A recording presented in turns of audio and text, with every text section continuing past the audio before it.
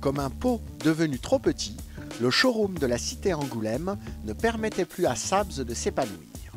D'exploration en butinage parisien, Denis Castin et Emmanuel Chevrel ont fini par trouver un espace propice à leur développement.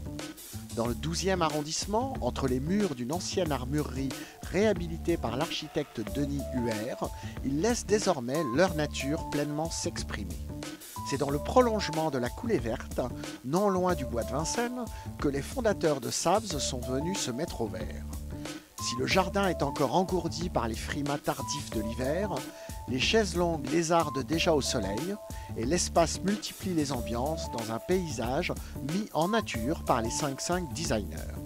Dans cet univers, une treille constituée de feuilles de métal nous guide en signalétique végétale et grimpante. Les mobiliers se font coupe géologique. Quant aux étagères, elles se laissent gagner par une souplesse topographique. La nature a repris ses droits. L'idée en fait en s'installant dans ce nouveau lieu, c'est vraiment de créer un lieu de vie.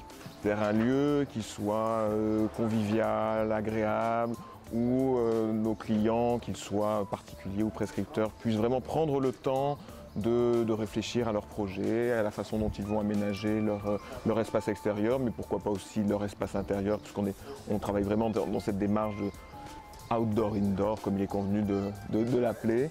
Ce nouveau lieu, il nous permet vraiment d'aller jusqu'au bout du concept, du concept de Sabs, tel qu'on l'avait imaginé au départ. C'est-à-dire vraiment cette idée d'avoir une proposition globale autour de l'aménagement des espaces extérieurs et de leur débordement intérieur, c'est-à-dire effectivement tout l'aspect conception de terrasses, de jardins, de balcons, de jardins d'hiver, de cours, et puis la présentation de mobilier, de luminaires, d'accessoires. Mais vraiment, c'était important pour nous d'avoir toujours ce dialogue entre l'intérieur et l'extérieur, et le lieu le permet vraiment.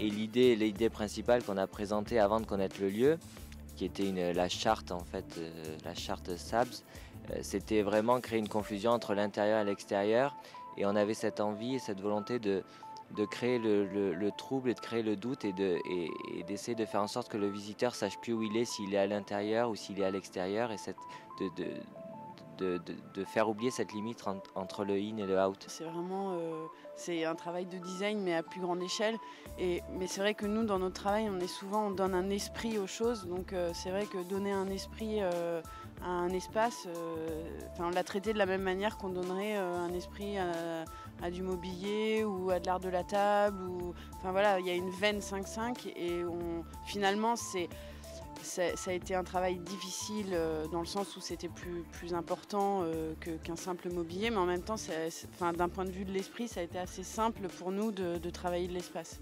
Et nous, on a essayé de travailler autrement, de ne pas dire qu'est-ce qu'on met au mur, qu'est-ce qu'on met au sol.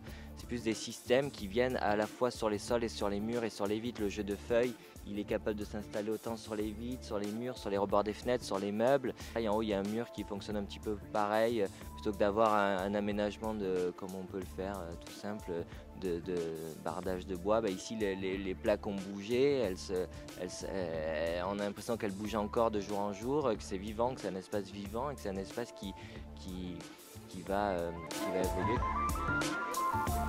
Choisissez donc un lundi au soleil pour découvrir cette cité radieuse.